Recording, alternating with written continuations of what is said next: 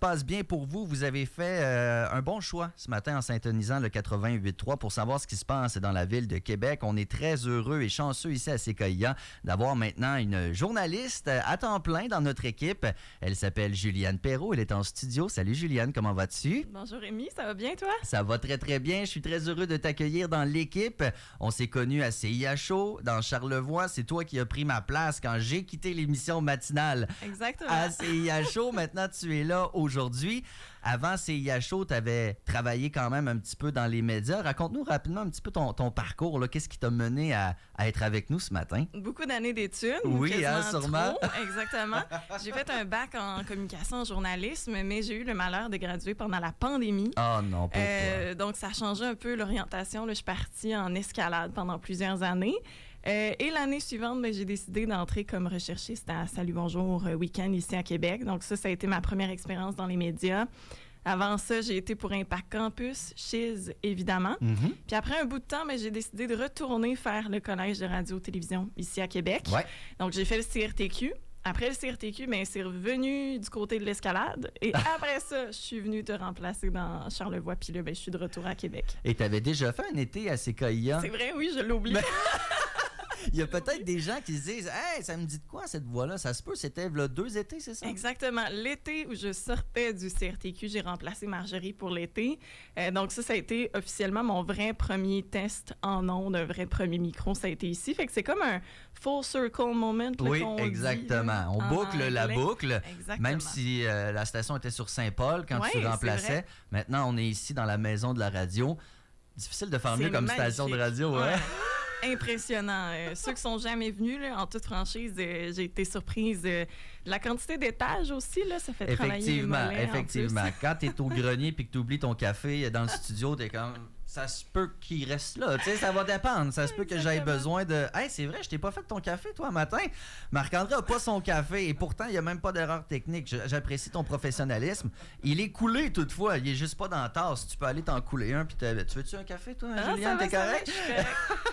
Donc, bienvenue à CKIA. Bienvenue dans la maison de la radio. On est très chanceux d'avoir quelqu'un comme toi qui va couvrir l'actualité locale, ultra-locale pour nous également. Et hier, évidemment, c'était le premier conseil municipal depuis l'élection de Bruno Marchand et une grande majorité de son équipe, là, 18 conseillers conseillères sur 21, les 3 autres étant de respect citoyen. Donc, tu t'es présenté hier. J'aimerais ça que tu nous amènes un petit peu sur place. Là, tu es arrivé. Ça ressemble à quoi? C'est quoi l'ambiance? C'est-tu un peu intimidant? Y a-tu pas mal de monde? Ça ressemble à quoi quand on se présente pour couvrir un conseil municipal? Et c'est quand même drôle parce que je pense que j'avais dans mon front quelque chose d'écrit comme « c'est ma première journée ». Donc, il y a beaucoup de gens, des médias qui sont venus me voir. J'ai eu l'occasion de jaser avec eux, mais avant le conseil, il y avait des points de presse, pré-conseil. Mais ça a quand même été intéressant aussi. J'ai remarqué que beaucoup de bonne humeur. On sent que tout le monde veut collaborer ensemble, que ce soit les élus, les médias, que ce soit l'opposition. Je pense que c'est vraiment ce qui a marqué la journée. Mais c'était particulier pour la petite Juliane de mettre les pieds pour une première fois dans ma vie à l'Hôtel de Ville. Un endroit public, d'ailleurs, qu'on peut visiter. Mais à part si on est journaliste, on dirait que... Il y a bien des endroits, c'est comme le palais de justice, là. C'est ouvert au public, puis des fois, notre chroniqueuse Florence Boucher-Cossette est comme, c'est un endroit public, vous pouvez y aller. Je suis comme, mais qui va là? On ne va pas là, tu sais. Alors, toi, tu as vécu ça, tu étais à l'Hôtel de Ville, donc l'ambiance est bonne. On sent pas de tension, ni entre les candidats, ni avec les journalistes. Pour l'instant, c'est jour de rentrée, c'est comme à l'école, tout le monde est habillé beau, puis la bonne humeur est là. Okay, c'est exactement ça, sauf que je dois dire que le point de presse, le pré-conseil du côté de Stéphane Lachance et respect citoyen, mais ça a été quand même direct au but dans le sens où on a questionné rapidement les tentatives électorales frauduleuses là, dont il a été question dans la campagne électorale. Donc, on est revenu là-dessus. Lui, il a rappelé qu'il n'était pas inquiet du processus. Il venait qu'à avoir justement cette enquête-là là, du directeur général des élections. Pour contexte, son parti Respect citoyen, je vous le rappelle, qui a déposé une plainte auprès du DGEQ et Sam Hamad qui nie aussi tout manquement. Donc, bref, les deux s'accusent de la même chose. Donc, oui, il y avait cet esprit-là de collaboration, mais il y a quand même quelques enjeux qui ont marqué la campagne, là, qui sont revenus s'inviter dès la première journée. C'est le mime du Spider-Man qui pointe un Spider-Man. Exactement. C'est exactement ce que j'ai en tête. Donc, il a rappelé vraiment son désir tout le long de collaborer avec Marchand. Puis il a aussi dit, dans une rencontre un peu plus tôt cette semaine, qu'il voulait que M. Marchand évite d'être condescendant à l'égard de ceux qui n'avaient pas le même point de vue que lui. Donc, c'est ce qu'il a rappelé. D'ailleurs, pour ceux que ça intéresse, il est toujours à la recherche d'une maison à Québec parce qu'il a été critiqué comme il est un résident de Lévis. Oui. Et là, hier, il l'a adressé « Je suis à la recherche d'une maison à Québec activement ». Bonne chance, parce que les médias Mon-Quartier nous racontaient qu'il y a un couple qui se promène avec des lettres de présentation puis qui cogne à des maisons même pas en vente, en disant « Écoutez, si un jour vous vendez, vous nous appellerez ». Le marché est rendu de même à Québec, là. Donc, en tout cas, Stéphane Lachance est à la recherche d'une maison. Bonne chance, effectivement. Exactement, ça part comme des petits pains chauds, oui. comme on dit. Mais ça passait, mais je n'étais pas la première et la seule à vivre cette toute nouvelle journée-là. Il y avait beaucoup de nouveaux et de jeunes conseillers, conseillères. Je vais y revenir tout à l'heure. Mais comme je disais, on sent cette belle collaboration-là, mais c'est les mêmes enjeux polarisants qui se sont invités, c'est-à-dire le tramway, c'est le premier test, je pense, pour la collaboration là, à l'Hôtel de Ville. Puis là, pour ce qui est du dossier des expropriations, j'y reviens assez brièvement. Donc, ça a été rapporté par le Journal de Québec mardi. L'administration qui passe en deuxième vitesse, en fait. Donc, ils veulent vraiment arriver à une autre étape dans le projet de transport structurant, là. Donc, c'est un sommaire décisionnel sur des expropriations là, qui a été comme adopté. Puis ça vise la première avenue à Limoilou. Vous l'avez sans doute entendu parler. Donc, on des vise brûleries, la brûlerie Limoilou. Exactement. Quand même. 2 restaurants, un dépanneur, un immeuble d'appartements qui sont visés en ce moment. Donc, le Couche-Tard, là, intersection Première avenue Eugène-Lamontagne. Les brûleries Limoilou que tu as nommées. Pizza Salvatore, aussi une de ses succursales, le restaurant Tubong, que je connais pas. Puis un immeuble à logement. Donc, on a rappelé que les expropriations seront évitées si c'est possible d'avoir une entente avec le propriétaire. Là, il était question aussi d'expropriation partielle, certaines qui seront complètes. Donc, en gros, on a besoin de place pour faire passer le tramway. Il faut élargir. Donc, le maire n'a pas voulu confirmer les démolitions qui s'en viennent.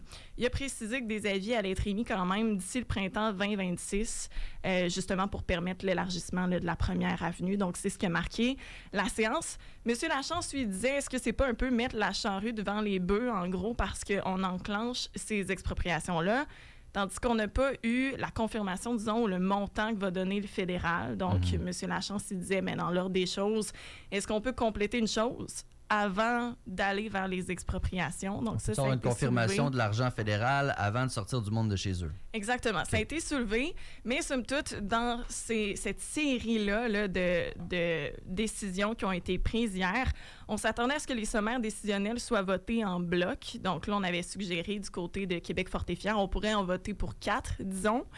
Et c'est Respect citoyen qui a dit, est-ce que c'est tout pareil? Est-ce qu'on vote ça tout d'un coup? Et finalement, on a répondu oui, mais ça a été particulier parce que les gens, je pense, s'attendaient à ce que chaque point, on passe au vote indépendamment. Donc, finalement, on a fait ça assez rapidement, brièvement, de sorte que nous, les journalistes, on a eu comme 2 heures de pause entre-temps. Ouais, hein? Ils ont fait contrôle A, tu sais, select all. Exactement. Oui. Et ça a été drôle aussi pour Gabriel Dusablon, que vous connaissez, jeune président, le plus jeune de l'histoire du conseil municipal à Québec, qui justement, dans cet échange-là, semblait un peu surpris de la tournure des choses et que, comme dit, en fait, est-ce que ça vous va? Moi, ça me va.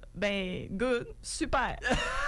Donc, c'est drôle parce qu'il y avait ces moments-là où on sortait un peu du décorum. Il y avait des points d'humour où là, il se faisait un peu ramener à l'ordre parce qu'il partait sur autre chose. Donc, ça a été beau de le voir justement dans ses premiers pas pour lui là, à faire tout ça. 23 ans, je sais pas ce que vous faisiez, là, mais moi, j'étais pas... Non, c'est pas ça que je faisais du tout. Et j'espère 2 choses. 1, qu'on va lui donner un break, effectivement, au début, et que ça pourra apporter à l'ambiance générale une dose d'empathie, de compassion et de bienveillance. Tu sais, ça peut virer rapidement clownesque là, et méchant, et etc. Des fois, ça vole pas très haut. Donc, d'avoir, j'espère, un jeune homme de 23 ans qui a l'air... Ça coche en passant, là, que, je le connais pas du tout, là, je l'ai jamais...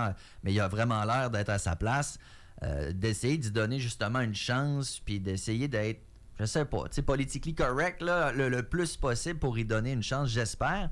Et j'espère qu'au contraire, on va pas y piler dessus puis l'ignorer parce qu'il a 23 ans. Mais c'est pas pour ça que Bruno Marchand l'a mis là. Je peux pas croire. C'est pas pour dire, gars, lui, on le laissera pas parler, ça va être trop facile. C'est pas ça qu'il prétend non plus, Bruno Marchand.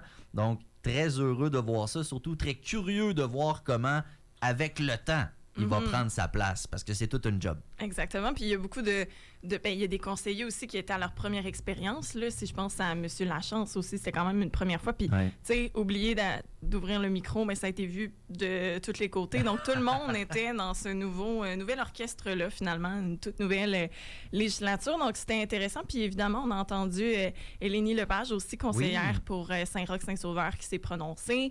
Raymond Poirier, qui a rappelé aussi l'importance de construire ensemble Limoilou. Donc, il y a eu un grand tour là, en seconde partie quand la séance a repris. Là, il y a eu un grand tour de chaque conseillère qui se sont prononcés, qui ont remercié les gens qui avaient voté pour eux. Puis, dans la période de questions, par la suite, il y a quand même certains dossiers, notamment l'incinérateur de Limoilou, qui se sont invités dès la première séance. Je trouve ça quand même intéressant de vous le rapporter. Apporté par des citoyens? Exactement. Okay. Donc, Québec Fortescue-Pierre, qui voulait se donner quand même 10-15 ans pour sortir l'incinérateur de Limoilou, le déplacer près de la nouvelle usine de biométhanisation de Beauport. Puis cette annonce-là, je pense qu'elle avait surpris plusieurs personnes. Il faut dire que j'étais dans Charlevoix pendant la campagne électorale, mais j'ai cru comprendre même de la part des journalistes que c'était un peu...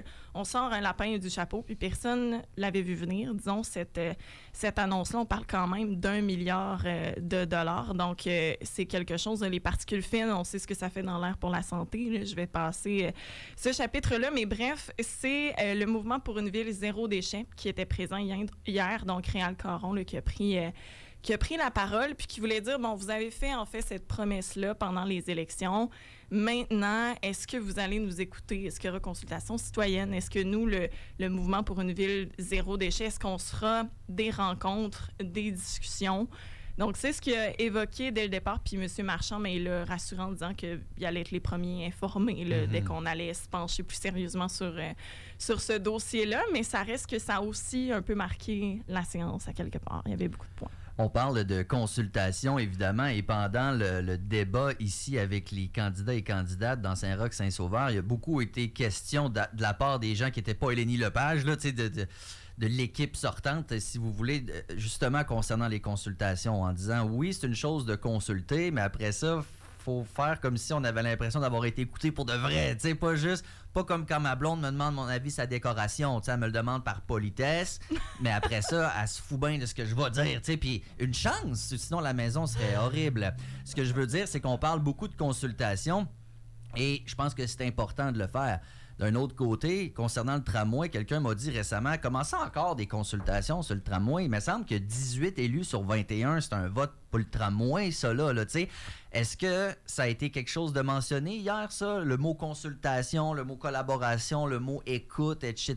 Est-ce que ça faisait partie du discours ambiant? Oui, mais je trouve ça drôle que tu l'amènes parce qu'il y a une autre question qui a été posée d'une femme, en fait, du public qui a pris la parole. Puis c'est ce qu'elle disait, en fait, concernant l'îlot d'Orchester, si je ne me trompe pas. Donc, elle a visé ce dossier-là. Et elle semblait mentionner, là, je ne pourrais pas rephraser dans ses mots exacts, mais dis un peu, est-ce qu'on peut s'en tenir à la définition de ce que c'est une consultation et d'accepter que la consultation sert à quelque chose par la suite et que c'est pas des pourparlers pour bien paraître au final. Donc, elle a carrément abordé ça lors de la séance de conseil. Il n'y a pas eu de commentaire qui a été fait par la suite là, de la part du conseil. Donc c'est ça, ça a été quand même abordé. Là. Puis, je tiens à mentionner que Respect citoyen a aussi voté contre tout ce qui avait attrait au tramway. Donc, il y a cette collaboration-là, mais eux, de leur côté, vont rester contre le tramway, puis ils l'avaient c'est mentionné. Cohérent, là, quand même. Personne n'est comme « Ah, mon Dieu, on votait contre! » Exactement. Ça a surpris personne, mais c'était la photo, les photos en une de la plupart des médias, là, c'est les trois qui lèvent pour voter contre chaque décision entourant le tramway. C'est un choix qu'ils font, effectivement. Donc, un premier conseil municipal avec cette nouvelle équipe, beaucoup de nouveaux visages, tu as raison, beaucoup de gens pour qui c'est la première fois, beaucoup de jeunesse, ça va être bien intéressant à suivre. Il ne manquera pas de dossiers dans la ville de Québec, dans la basse ville également. Juliane Perrault qui maintenant fait partie officiellement de l'équipe de CKIA comme journaliste. On est très chanceux, on est très heureux. Merci. Et au plaisir de t'entendre dans les bulletins de nouvelles et de te réentendre dans Québec Réveil, j'espère bientôt. Merci beaucoup. À bientôt. Bye bye. 8h18 maintenant sur les ondes de CKIA